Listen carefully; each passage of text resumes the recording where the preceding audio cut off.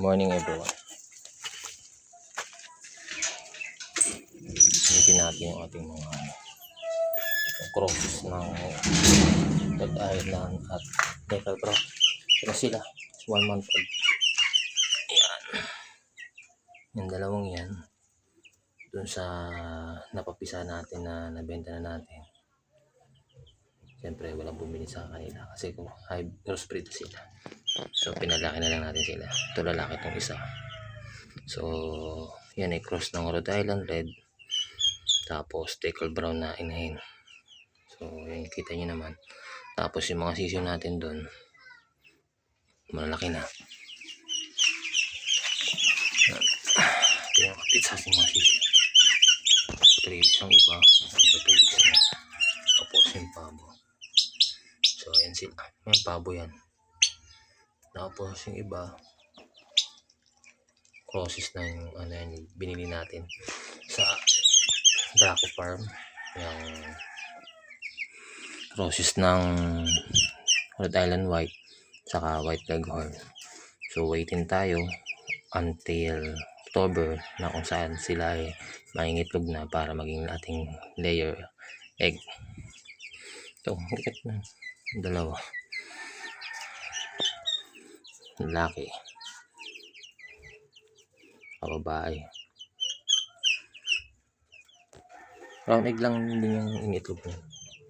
So 8 hanggang October yung ating waiting sa ating panibagong mga layer egg. Ano nangyari?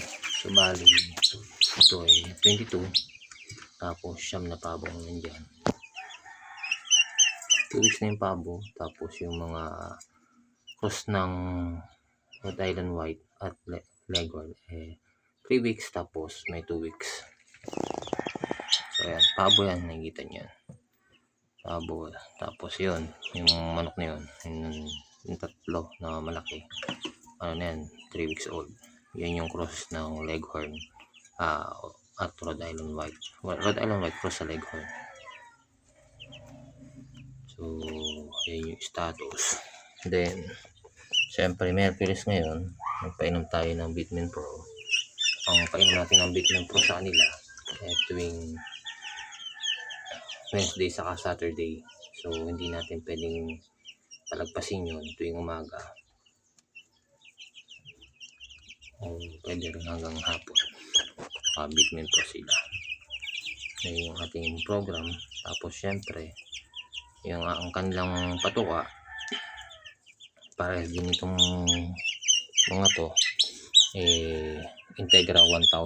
Pero nag-start tayo sa ano, ang patuka natin, nag-start tayo sa Fireblaze 1000. Isang linggo yun, then sumunod na MP1. Tapos ngayon now all 2 weeks na tayo nag Integra 1000. Dito yung ating patuka.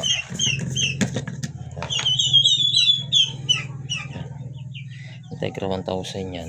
Yan yung ating ginagamit program ng pakain sa kanila.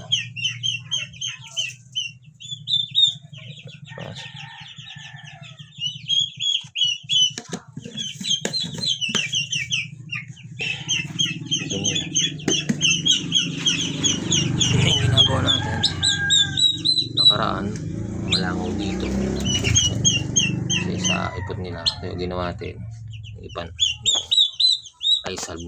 May nahingan tayo ng Rizal, dalawang sako yan, Rizal. So lalo ngayong tagulan na bumalik na yung habagat. Nakakatulong to para kahit paano mainit yung pair nila, lalo na sa gabi. Kahit medyo open tong naka-screen naman yun, okay yung kanilang bedding at nakakatulong yun sa kanilang health status. Yung malilit na nakita nyo maliit na sisiw dyan,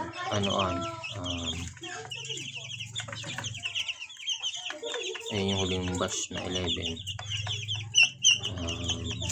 Process naman yun ng ano din, Rhode Island White saka White Leghorn. So kita nyo yung mga nakaupo, kampante sila. So pinapil nila yung bedding nila. Yun din sa pakain, bedding na yan, kakis-kis nila. Ang pagbibigay natin ng pakain, 2 times a day yung ginagawa natin.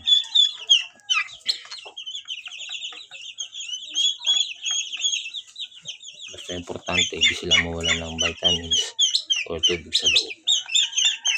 Kasi madami naman yung binibigyan natin ng pakain sa kanila. Para kahit paano, ubos na ubos din. So, friendly naman tong mga to.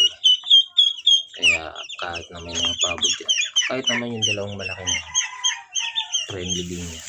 So, hindi naman niya tinutuka yung mga kasama nila. Kaso talagang malaki na sila. Kaya hiniwalay na natin. Pero pagdating ng gabi, pinapasok natin sila dito.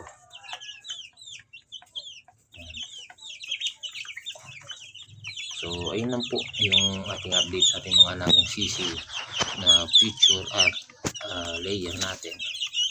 At syempre, yung ating mga pabo na baka ibenta natin pag isang buwan na sila. So, ayun lang po. Don't forget to like, share, and subscribe. Salamat po.